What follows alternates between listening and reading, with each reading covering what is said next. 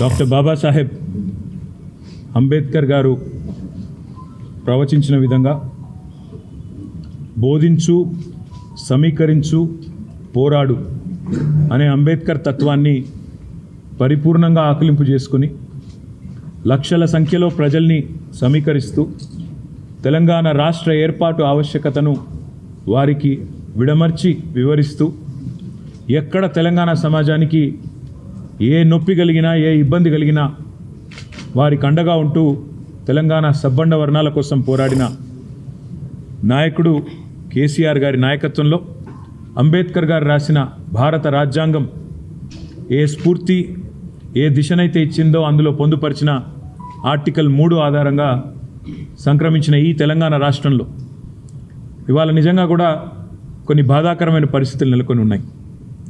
మొన్ననే పోయిన వారం రాజ్యాంగ దినోత్సవం మనం జరుపుకున్నాం. డాక్టర్ బాబాసాహెబ్ రాసిన రాజ్యాంగాన్ని అమల్లోకి వచ్చిన రోజును రాజ్యాంగ దినోత్సవంగా పోయిన వారం జరుపుకున్నాం. మరి ఈరోజు వారి వర్ధంతి. అంబేద్కర్ గారు రాజ్యాంగంలో 3 ముఖ్యమైన ప్రిన్సిపల్స్ చెప్పారు: ఈక్వాలిటీ, లిబర్టీ, ఫ్రెటర్నిటీ. స్వేచ్ఛ, సమానత్వం, సౌభ్రాతృత్వం. మరి ఈరోజు నిజంగా కూడా తెలంగాణ రాష్ట్రంలో స్వేచ్ఛ అనేది కాంగ్రెస్ ప్రభుత్వం హరిస్తూ ఉన్నది. అంబేద్కర్ బతికున్నప్పుడు అవమానించింది ఇదే కాంగ్రెస్ పార్టీ.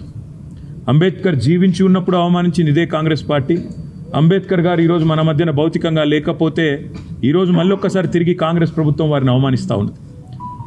ప్రపంచంలో ఎక్కడా లేని విధంగా 125 ఫీట్ల 125 అడుగుల నిడివితో బ్రహ్మాండంగా కేసీఆర్ గారు హైదరాబాద్ నడిబొడ్డున హైదరాబాద్లో ఉన్న తెలంగాణ సచివాలయానికి వారి పేరు పెట్టడమే కాదు, తెలంగాణ సచివాలయానికి డాక్టర్ బాబాసాహెబ్ గారి పేరు పెట్టి గౌరవించడమే కాకుండా ఆయన స్ఫూర్తితో నిరంతరం అక్కడ కూర్చునే పాలకులు పరిపాలించాలని ఎల్లవేళలా ఆయన మనకు దిశానిర్దేశం చేసే విధంగా అక్కడికి కొన్ని కేవలం కూతవేటు దూరంలోనే అంబేద్కర్ గారి విగ్రహాన్ని అద్భుతంగా ఏర్పాటు చేశారు.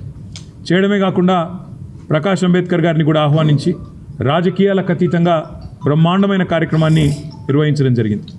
ఈరోజు ఈ ప్రభుత్వాన్ని నేను అడుగుతా ఉన్నాను, ఇవాళ మీరు నిర్బంధిస్తున్నది, అణిచివేస్తున్నది మమ్మల్ని కాదు, భారత రాష్ట్ర సమితి నాయకులను కాదు, మిమ్మల్ని ప్రశ్నిస్తున్న వాళ్ళని కాదు. మీరు నిర్బంధిస్తున్నది ఆ 125 ఫీట్ల ఎత్తున ఈరోజు మొత్తం హైదరాబాద్ను, మొత్తం భారతదేశానికి స్ఫూర్తినిచ్చే విధంగా అక్కడ నిలుచొని ఉన్న మహానుభావుడు అంబేద్కర్ గారిని మీరు నిర్బంధిస్తూ ఉన్నారు. మీకు కోపం ఉంటే మా మీద ఉండవచ్చు, కేసీఆర్ గారి మీద ఉండవచ్చు, భారత రాష్ట్ర సమితి మీద ఉండొచ్చు, మా మీద అక్కసు ఉండొచ్చు. కానీ ఆ అక్కసును ఒక మహానుభావుడు ఏప్రిల్ 14 వారి జయంతి, డిసెంబర్ 6 అంబేద్కర్ గారి వర్ధంతి, మధ్యలో రాజ్యాంగ దినోత్సవం కూడా ఉన్నది. ఈ 3 సందర్భాల్లో కూడా బ్రహ్మాండంగా అక్కడ కార్యక్రమాలు చేయవచ్చు. డాక్టర్ బాబాసాహెబ్ అంబేద్కర్ దగ్గర విగ్రహం దగ్గర ఒక అద్భుతమైన మ్యూజియం కూడా ఏర్పాటు చేసినాం. దాన్ని ఈరోజు వరకు మీరు పట్టించుకోరు. ప్రభుత్వానికి నిరసనగా మేము అక్కడికి పోతామంటే 300-400 మంది పోలీసులను పెట్టినారు కదా ముఖ్యమంత్రి గారు. నేను అడుగుతా ఉన్నా, ఆ 300-400 మంది పోలీసులకు మీరు పెట్టిన ఖర్చుతో ఆ ప్రాంగణం మొత్తం పరిశుభ్రం చేయరాదా? అక్కడ బ్రహ్మాండంగా ఈరోజు ఆ మహానుభావుడికి నివాళి అర్పించే కనీస సంస్కారం లేదా? నీకు నీ ప్రభుత్వానికి కనీసం ఆ ఇంగితం కూడా లేదా? అందుకే ఈ రాష్ట్ర ప్రభుత్వాన్ని, రేవంత్ రెడ్డిని నేను అనేది ఒకటే, మీరు నిర్బంధిస్తున్నది, స్వేచ్ఛను హరిస్తున్నది మాది కాదు. డాక్టర్ బాబాసాహెబ్ అంబేద్కర్ భారతరత్న. ఆయన సామాన్యుడు కాదు, ఒక అసామాన్యుడు. ఈరోజు ప్రపంచవ్యాప్తంగా విశ్వవిఖ్యాత మేధావుల్లో ఒకటిగా గుర్తించబడ్డవాడు. ప్రపంచంలోని గొప్ప విశ్వవిద్యాలయాలు, హార్వర్డు అలాంటి విశ్వవిద్యాలయాలు కూడా అంబేద్కర్ గారిని తలుచుకొని వారి విగ్రహాలు పెట్టుకుని ఇవాళ కూడా కొలుచుకుంటా ఉన్నాయి. ఆక్స్ఫర్డ్లో కూడా వారి విగ్రహం ఉంది. మరి అట్లాంటి అంబేద్కర్ గారి ప్రపంచంలోనే అతిపెద్ద విగ్రహం మన హైదరాబాద్లో ఉంటే, నీ సెక్రటేరియట్కు 4 అడుగుల దూరంలో ఉంటే, నీకు అక్కడికి వెళ్ళి నివాళులు అర్పించే సంస్కారం లేని ఒక కుసంస్కారి నువ్వు అనే మాట కూడా నేను విజ్ఞప్తి చేస్తా ఉన్నాను. అంతేకాదు, ఈరోజు భారత రాష్ట్ర సమితి తరపున డాక్టర్ బాబాసాహెబ్ వర్ధంతి రోజు సూటిగా ముఖ్యమంత్రి గారిని కొన్ని ప్రశ్నలు నేను అడగదలుచుకున్నాను. డాక్టర్ బాబాసాహెబ్ అంబేద్కర్ విగ్రహాన్ని, 125 ఫీట్ల విగ్రహాన్ని నిర్లక్ష్యం చేయడం వెనుక నీకున్న ఉద్దేశం ఏంది? ఇది ఆయన ఆలోచన విధానాన్ని ఒక రకంగా అవమానించడమా, లేదా నీ కాంగ్రెస్ పార్టీ అధినాయకత్వం, పెద్ద నాయకులందరూ ఇక్కడ ఎవరెవరైతే ఉన్నారో, అంబేద్కర్ గారు కావచ్చు, లేదా మా తెలంగాణ బిడ్డ పివి నరసింహారావు గారు కావచ్చు, ఎట్లయితే కాంగ్రెస్ అధినాయకత్వం మొదటి నుంచి అవమానాల పాలు చేస్తూ వచ్చిందో మీ పైనుంచి వచ్చిన డైరెక్షన్ హైకమాండ్ నుంచి ఏమైనా ఉన్నదా చెప్పాలి మీరు. లేకపోతే ఆయన ఈ రకంగా అవమానించాల్సిన అవసరం ఏముంది ఆలోచన చేయాలి. అదే మాదిరిగా మీరే అన్నారు కేసీఆర్ గారు దళిత బంధు అనే ఒక విప్లవాత్మకమైన పథకం తెస్తే దళిత బంధు కాదు మేము అంబేద్కర్ అభయహస్తం తెస్తున్నాం అని అంబేద్కర్ గారి పేరు పెట్టే మీరు మీ మేనిఫెస్టోలో ప్రకటించినారు. ఇవాళ సరిగ్గా సంవత్సరం అయింది నీ ప్రభుత్వం వచ్చి.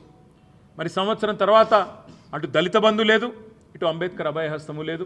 దళిత బంధు డిమాండ్ చేస్తున్న దళిత సోదరుల మీద కేసులు మాత్రం దండిగా పెడుతున్నారు. ఇదేనా మీరు అంబేద్కర్ గారికి ఇచ్చే నివాళి?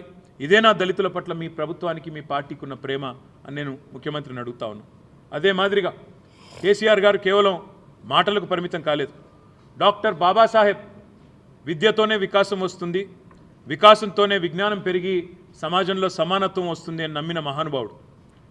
అందుకే వారి పేరు మీదే doctor Babasaheb Ambedkar overseas scholarship పేరిట వేలాది మంది విద్యార్థులను 7,000 మంది పైచిలుకు విద్యార్థులను, తెలంగాణ బిడ్డలను, దళిత బహుజన వర్గాలకు సంబంధించిన బిడ్డలను విదేశాలకు పంపింది తెలంగాణ ప్రభుత్వం కేసీఆర్ గారి నాయకత్వంలో. ఇవాళ ఆ పిల్లలు రెండవ ఇన్స్టాల్మెంట్ కూడా రాకుండా మా ప్రభుత్వం మొదటి ఇన్స్టాల్మెంట్ ఇస్తే ఈరోజు రెండవ ఇన్స్టాల్మెంట్ కోసం దేశ విదేశాల్లో అల్లాడుతున్న విషయం మీకు కనీసం తెలుసా నేను అడుగుతా ఉన్నా. వారిని ఎందుకు పట్టించుకోవట్లేదు? విద్యార్థుల ఉన్నత విద్య, విదేశాల్లో వారు అభ్యసిస్తున్న విద్య తెలంగాణ సమాజానికి, భారతదేశానికి ఉపయోగపడదా? వారి ఉద్ధరణకు, దళిత ఉద్ధరణకు, బహుజనుల ఉద్ధరణకు ఉపయోగపడదా అని నేను అడుగుతా ఉన్నా. అదే మాదిరిగా విద్యతోనే వికాసం వస్తుందని కేసీఆర్ గారు నమ్మి బహుజన పిల్లల కోసం తెలంగాణ రాష్ట్రంలో, భారతదేశంలో ఎక్కడా లేని విధంగా 1000 పైచిలకు గురుకుల పాఠశాలలు పెడితే ఇవాళ ఆ గురుకుల పాఠశాలల్లో 48 మంది పిల్లలు చావుల పాలైనారు. మేము ఆ విద్యార్థులను మా ప్రభుత్వంలో ఉన్నప్పుడు ఎవరెస్ట్ శిఖరాన్ని ఎక్కిస్తే మీరు ఆ పిల్లల్ని పాడెనెక్కిస్తూ ఉన్నారు. మరి మేము ఈ గురుకులాలు బాగుపడాలి, అందులో చదువుతున్న లక్షల మంది పిల్లల భవిష్యత్తు బాగుండాలి అనే ఆలోచనతో ఏర్పాటు చేసిన గురుకులాలను నిర్లక్ష్యం చేయడమే మీరు అంబేద్కర్ గారికి ఇచ్చే నివాళ మేము అడుగుతా ఉన్నాం. మా పిల్లలు, మా బీఆర్ఎస్ విద్యార్థి విభాగం పిల్లలు గురుకుల బాట బట్టి వారం రోజులుగా గురుకులాలు తిరుగుతూ ఉన్నారు. అక్కడ నెలకొని ఉన్న స్థితిగతులు మా బీఆర్ఎస్ విద్యార్థి విభాగం ఆధ్వర్యంలో కనుక్కొని రాష్ట్ర ప్రభుత్వ దృష్టికి రాబోయే శాసనసభ సమావేశాల్లో, శాసన మండలి సమావేశాల్లో తేవాలే, సమాజం దృష్టికి తేవాలే, ప్రభుత్వం మీద ఒత్తిడి పెంచాలే, ప్రధాన ప్రతిపక్షంగా మా పనిచేయాలని మేము ఆ పనిలో నిమగ్నమై ఉన్నాం. మరి ఎందుకు గురుకుల బాటను అడ్డుకుంటున్నది నీ ప్రభుత్వం? పోలీసులతో, అధికారులతో మా ఆర్ఎస్ ప్రవీణ్ కుమార్ గారి మీద కేసు పెట్టించిన నేను అడుగుతా ఉన్నా. మా విద్యార్థి నాయకుల మీద కేసులు పెడతా ఉన్నారని నేను అడుగుతా ఉన్నా. సమాజంలో జరుగుతున్న దోపిడీని అడ్డుకొని మీరు చేస్తున్న అన్యాయాలను ప్రశ్నించినందుకేనా నిన్న మా నాయకులు మొత్తం మా గౌరవ ఎమ్మెల్యేలందరినీ ఎక్కడికక్కడ అరెస్ట్ చేసి దాదాపు 16-17 గంటల పాటు నిర్బంధించడమేనా మీరు అంబేద్కర్ గారికి ఇచ్చే నివాళని మేము అడుగుతా ఉన్నాం. ఇవాళ చివరిగా నేను ఈ కాంగ్రెస్ పార్టీని అడిగేది ఒకటే. ఇప్పుడే పెద్దలు మన్సూనాచారి గారు చెప్పినట్టు రాజ్యాంగ రక్షకుడిగా పోజులు కొట్టే రాహుల్ గాంధీ నీకు ఉత్తరప్రదేశ్లోకి రానియకపోతేనేమో ఉక్రోషం వస్తున్నది. నేను ఉత్తరప్రదేశ్లో నిన్ను పర్యటించనీయకపోతే నేను ప్రతిపక్ష నాయకుడిని నన్నెందుకు తిరగనీయరు అంటున్నావు. మరి మేము ప్రజలు ఎన్నుకున్న నాయకులం కాదా? మేము ప్రజాప్రతినిధులం కాదా? మా మధుసూదనాచారి గారు శాసన మండలిలో ప్రతిపక్ష నాయకుడు కాదా? నీకే హోదా అయితే పార్లమెంట్లో ఉన్నదో మా మధుసూదనాచారి గారికి తెలంగాణలో అదే హోదా లేదా? మరి ఎందుకు ఇక్కడ గొంతు నొక్కుతున్నది నీ కాంగ్రెస్ ప్రభుత్వం? కొడంగల్ దళిత బిడ్డలు, కొడంగల్ గిరిజన బిడ్డలు ఎక్కడున్నావయ్యా రాహుల్ గాంధీ? నువ్వెందుకు వస్తలేవు మా దగ్గరికి? నీ ముఖ్యమంత్రి మా భూములు గుంజుకుంటుంటే, మా వాళ్ళను జైల్లో పెడితే, అర్ధరాత్రి మా ఇంటి మీద తలుపులు పలగొట్టి దాడి చేస్తుంటే ఎక్కడ ఉన్నావని చెప్పి ఢిల్లీకి వచ్చి ఆక్రోశించినా ఇక్కడికి వస్తలేవు కదా రాహుల్ గాంధీ గారు? ఇదేనా మీరు చెప్పే స్వేచ్ఛ, సమానత్వం, సౌభ్రాతృత్వం? ఇదేనా మీరు మాట్లాడే రాజ్యాంగ రక్షణ అని రాహుల్ గాంధీ గారిని కూడా అడుగుతా ఉన్నా. దయచేసి చెప్పేదొకటి చేసేదొకటి అన్నట్టు కాకుండా డాక్టర్ బాబాసాహెబ్ రచించిన రాజ్యాంగం మీద కనీస జ్ఞానం, కనీస మర్యాద ఉన్న రాహుల్ గాంధీ గారు ఇకనైనా నీ కాంగ్రెస్ పార్టీకి, కాంగ్రెస్ ప్రభుత్వానికి హితోపదేశం చేయి. వారికి చెప్పు, ఈ వ్యక్తిగత దాడులు, వ్యక్తిత్వ హననాలు, రాష్ట్రంలోని బలహీన వర్గాల మీద జరుగుతున్న జులుం ఏదైతే ఉన్నదో ఈ విషయంలో నీ ముఖ్యమంత్రికి సద్బుద్ధిని ప్రసాదించే విధంగా ఆ అంబేద్కర్ గారి సాక్షిగా, అంబేద్కర్ గారి వర్ధంతి సాక్షిగా ఖచ్చితంగా ఆదేశాలు ఇవ్వాలని కోరుతూ, మరి ఇవాళ మమ్మల్ని పోనీయకుండా మేము పోదామనుకున్నాం, ఆ 125 అడుగుల నిడివి ఉన్న డాక్టర్ బాబాసాహెబ్ విగ్రహం దగ్గర పోయి అవసరమైతే స్వయంగా మేమే చీపుర్లు బట్టి, ఈ ముఖ్యమంత్రి పట్టించుకుంటలేడు, ఈ ప్రభుత్వం పట్టించుకుంటలేదు, మేమే శుభ్రం చేద్దాం చీపుర్లు బట్టని మేము బయలుదేరుతుంటే మా అందరి ఇళ్ల ముంగట పోలీసులు, మా ఎమ్మెల్యేలు, మా నాయకులందరూ హౌస్ అరెస్ట్. ఇంతకంటే దౌర్భాగ్యం ఇంకోటి ఉంటుందా? నువ్వు పరిశుభ్రం చేయవు, నువ్వు పట్టించుకోవు, మమ్మల్ని ఈరోజు ఇక్కడ హౌస్ అరెస్ట్ చేస్తూ ఉన్నావు. మా తెలంగాణ భవన్, మా పార్టీ కేంద్ర కార్యాలయం, ఇక్కడ అంబేద్కర్ గారి వర్ధంతి కార్యక్రమం చేసుకుంటామంటే ఇలా మీరు బయటికి పోయి చూడొచ్చు. గేటు ముందా ఈరోజు దాదాపు ఒక 100 మంది పోలీసులు ఉన్నారు. ఇదేనా ఇందిరమ్మ రాజ్యం అంటే? మీరు చెప్పిన ఇందిరమ్మ రాజ్యం ఇదేనా? ఎమర్జెన్సీ రోజులను తలపించే విధంగా ఎక్కడికక్కడ పోలీసులతో గొంతు నొక్కే ప్రయత్నం చేయడమే మీరు చెప్పిన ఇందిరమ్మ రాజ్యమా అని నేను అడుగుతా ఉన్నా. చివరిగా ఈ రాష్ట్ర ప్రభుత్వానికి చెప్పేది ఒకటే, కేసులు ఎన్నైనా పెట్టుకోండి, ఏం చేసుకుంటారో చేసుకోండి, మా నాయకుల మీద మీరు ఏం చేసినా పర్వాలేదు. కానీ 9వ తారీఖు నుండి ప్రారంభమయ్యే శాసనసభ సమావేశాల్లో, శాసన మండలి సమావేశాల్లో తప్పకుండా మీ ప్రభుత్వం యొక్క నిర్వాకాన్ని, సంవత్సరం పూర్తయిన తర్వాత మీ రాష్ట్ర ప్రజలకు చేస్తున్న అన్యాయాన్ని ఎలుగెత్తి కొట్లాడుతూనే ఉంటాం, ప్రశ్నిస్తూనే ఉంటాం, పోరాడుతూనే ఉంటాం. వెనక్కి తగ్గే ముచ్చటనే లేదనే మాట మళ్ళొక్కసారి తెలియజేస్తూ మీ అందరికీ ధన్యవాదాలు. రేవంత్ రెడ్డి మాట్లాడుతూ కేటీఆర్ హరీష్ ఇష్టం వచ్చినట్టు మాట్లాడుతున్నారు, కేటీఆర్ బుద్ధి చెప్పాలి, ఇంటికి పెద్ద కాదు పార్టీకి కూడా పెద్ద బుద్ధి చెప్పాలని చెప్పేసి అంటున్నారు. ఈ కామెంట్ రేవంత్ రెడ్డి మాట్లాడిన మాటలు సంవత్సర కాలంగా రాష్ట్ర ప్రజలందరూ చూస్తూ ఉన్నారు. నోటికి హద్దు అదుపు లేకుండా, కనీసం మర్యాద సంస్కారం అనేది లేకుండా, గతంలో సోనియా గాంధీ గారిని ఎట్లయితే ఇదే నోటితో, అడ్డమైన నోటితో దూషించినాడు, సోనియా గాంధీ గారిని బలిదేవత అని ఆనాడు వేరే పార్టీలో ఉండి దూషించాడు, అదే పద్ధతిలో ఇవాళ మళ్ళీ తెలంగాణ ప్రధాత కేసీఆర్ గారిని మళ్ళీ ఈయన మాట్లాడిన మాటలు రాష్ట్ర ప్రజలు మొత్తం చూసినారు. కేసీఆర్ గారికి రేవంత్ రెడ్డి వచ్చి ఏదో చెబితే ఆయనకు నేర్చుకోవాల్సిన అవసరం కానీ పట్టించుకోవాల్సిన అవసరం కానీ లేదు. ఒకటి. రెండవ మాట నేను వారికి గుర్తు చేసేది, మర్యాద అనేది ఇచ్చి పుచ్చుకుంటే బాగుంటుంది. మర్యాద ఒకరు అడుక్కుంటే రాదు.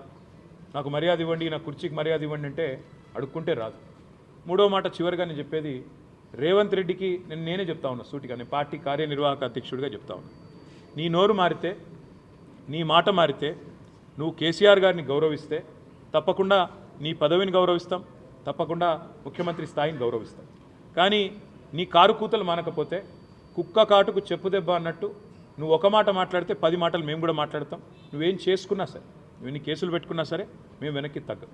ఇక చివరిగా ఇంకొక మాట కూడా మీడియా మిత్రులతో నా విజ్ఞప్తి, నా ప్రార్థన, మేము ప్రభుత్వాన్ని ఈ శాసనసభ సమావేశాల్లో స్పష్టంగా అడుగుతున్నాం. మేము అడగబోయే ప్రశ్నలు ప్రజలకు సంబంధించిన ప్రశ్నలే అడుగుతాం. మాకు వ్యక్తిగతంగా మా మీద కేసులు పెట్టినా వాటిని మేము పట్టించుకోం, వ్యక్తిగతంగా మా ఇండ్ల ముంగట 100 మంది పోలీసులను పెట్టినా పట్టించుకోం. లగచర్ల గురించి అడుగుతాం, గురుకులాల పరిస్థితుల, అధ్వాన పరిస్థితుల గురించి అడుగుతాం, నిలదీస్తాం.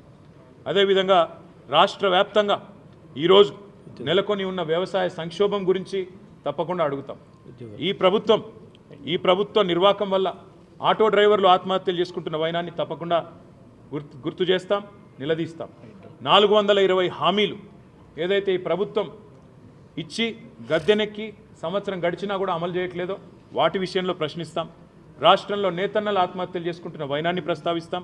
ప్రతి ప్రజా సమస్యని స్పృశిస్తూ తప్పకుండా మేము డిమాండ్ చేస్తున్నాం, శాసనసభ సమావేశాలు కూడా కనీసం నెల రోజులు నడపాలని మేము డిమాండ్ చేస్తున్నాం. ఎందుకంటే ఈ నెల రోజుల్లో తప్పకుండా రాష్ట్రంలో ఉన్న ప్రతి సమస్యని మాకు టైం ఇవ్వండి, గొంతు నొక్కకండి, తప్పకుండా ప్రతి సమస్యను ప్రజల తరపున మేము లేవనెత్తుతాం, కొట్లాడతాం. శాసన మండలి, శాసనసభలో మా గొంతును రాష్ట్ర ప్రజల తరపున తప్పకుండా వినిపిస్తామని చెప్పి సందర్భంగా తెలంగాణ తల్లి విగ్రహావిష్కరణ కార్యక్రమానికి కేసీఆర్ గారిని ముఖ్యమంత్రి ఆహ్వానించడం మీడియా ముఖంగా, పొన్నం ప్రభాకర్ గారిని స్వయంగా అసలు తెలంగాణ తల్లి అయితే తెలంగాణ తల్లి విగ్రహం అనేది ఏర్పాటు జరిగిన నాడు రేవంత్ రెడ్డి గారు ఎక్కడున్నారో, వారు చెప్తున్న ఈ మిగతా నాయకులు ఎక్కడున్నారో మాకు తెలియదు.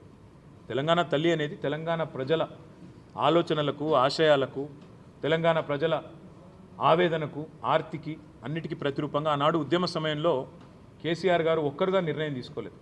తెలంగాణ పౌర సమాజంలోని పెద్దలు, ఇక్కడ ఉండే కవులు, కళాకారులు, రచయితలు, సాహితీవేత్తలు, శిల్పులు అందరి ఆలోచనల సమాహారంగా అందరితో చర్చించిన తదుపరి చివరికి 2007వ సంవత్సరంలో ఆనాటి అప్పటి నిర్బంధాల కాంగ్రెస్ ప్రభుత్వం నిర్బంధించే ప్రయత్నం చేసిన వేల మంది మధ్యన ఒక దేవతను ఊరేగించినట్టుగా ఊరేగించి తీసుకొచ్చి ఇక్కడ ప్రతిష్ఠించిన నాయకుడు కేసీఆర్ గారు.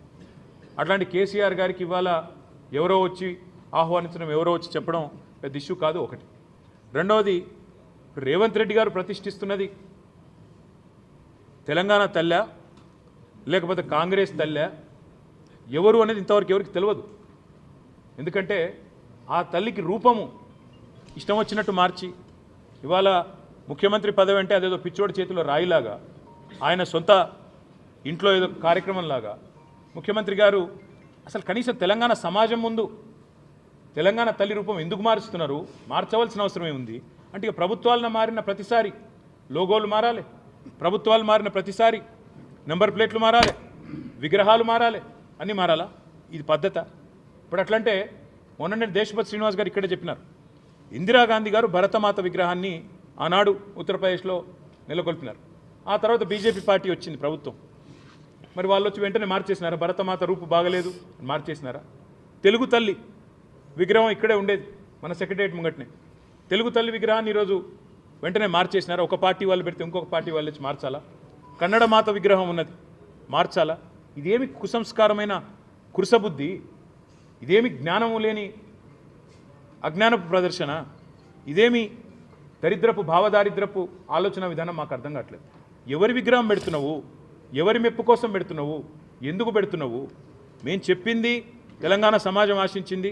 అమరజ్యోతికి డాక్టర్ బాబాసాహెబ్ అంబేద్కర్ పేరిట పెట్టుకున్న సచివాలయానికి మధ్యలో నడిబొడ్డున బ్రహ్మాండంగా ప్రజలందరూ ప్రణమిల్లే విధంగా తెలంగాణ తల్లి ఉండాలని మేము వాంఛించినాం, కోరుకున్నాం. అట్లే జరగాలని కోరుకున్నాం.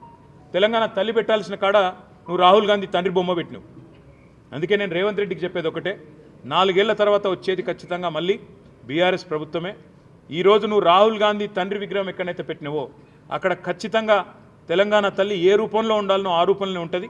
నువ్వు ఏదో ఒకటి కాంగ్రెస్ తల్లిని పెట్టి అదే తెలంగాణ తల్లి అని చెప్పి నీ ఇష్టం వచ్చినట్టు నేను చరిత్రను వక్రీకరిస్తాను, మారుస్తానంటే రావెల్ల వెంకటరామారావు గారు, మహాకవి దాశరథి గారు, వారందరూ కలలు గన్న తెలంగాణ సమాజం ఈరోజు ప్రస్తుతిస్తున్న తెలంగాణ తల్లి వేల విగ్రహాలు ఉన్నాయి తెలంగాణ రాష్ట్ర వ్యాప్తంగా. 1 కాదు 2 కాదు. ఉద్యమంలో ప్రజలే పెట్టుకున్నారు, టీఆర్ఎస్ పెట్టలేదు. ప్రజలే ఎక్కడికక్కడ పెట్టుకున్నారు. కాబట్టి అట్లాంటి తెలంగాణ తల్లి విగ్రహాన్ని రూపు మారుస్తాను, తెలంగాణ చరిత్ర రూపుమాపుతా అని ముఖ్యమంత్రి అనుకుంటే ఆయన అవివేకి, అజ్ఞాని అని మళ్ళొకసారి రుజువైతుంది తప్ప మాకు పోయేదేం లేదు. 4 ఏళ్ల తర్వాత బరాబర్ వస్తాం. ఎక్కడ తెలంగాణ తల్లి విగ్రహం ఉండాలని అక్కడ ఉంటుంది, ఎక్కడ రాహుల్ గాంధీ తండ్రి విగ్రహం ఉండాలని అక్కడనే పెడతామనే మాట కూడా నేను విజ్ఞప్తి చేస్తాను. Thank you.